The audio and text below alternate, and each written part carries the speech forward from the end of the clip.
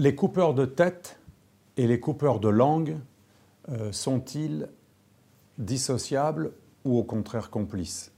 Dans la stratégie de l'intimidation, mon dernier ouvrage, j'explique, pour reprendre la formule de l'intellectuel égyptien Mahdi Allam, que les coupeurs de tête, c'est-à-dire les djihadistes,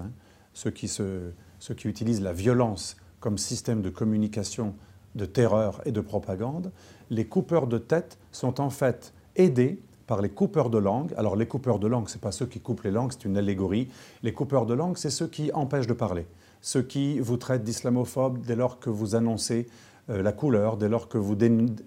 décrivez la nature profonde de l'islamisme radical, lorsque vous osez dire qu'il y a des liens entre certains textes de l'islam classique, c'est-à-dire dans la loi islamique, dans le droit musulman, certains textes qui justifient la violence, les inégalités, l'intolérance, la haine envers les juifs et les chrétiens, les païens. En gros, les coupeurs de langue vous empêchent de dire quelle est la nature des coupeurs de tête. Et systématiquement, lorsque les coupeurs de tête, les djihadistes, les islamistes violents, on les appelle comme on veut,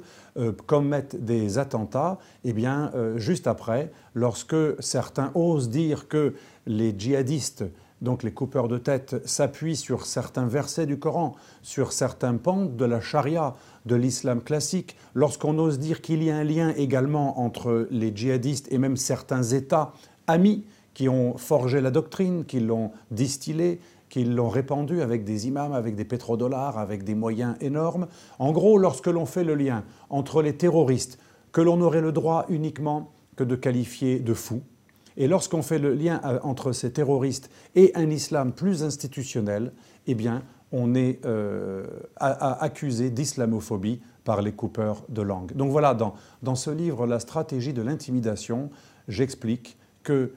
l'intimidation peut être physique, c'est les coupeurs de tête, c'est les djihadistes, elle vise à faire peur, à sidérer. Et en plus, la force de la violence, c'est qu'elle fascine. Elle peut fasciner les psychopathes, mais aussi elle peut soumettre les gens plus faibles qui vont faire une sorte de syndrome de Stockholm antérograde, c'est-à-dire qu'ils vont se soumettre avant eux-mêmes d'être tués. Ça, c'est l'intimidation physique qui a un effet dissuasif. C'est ce que disait Al Capone, un conseil c'est bien, avec un flingue, c'est beaucoup plus convaincant. Les islamistes radicaux, djihadistes, coupeurs de tête, apportent un effet dissuasif grâce à la violence qui fait peur. Il est vrai qu'après les attentats, il y a peu de gens qui ont voulu reproduire les caricatures de Charlie Hebdo. Il y a peu de candidats à la mort dans nos peuples occidentaux qui aiment la vie à juste titre et qui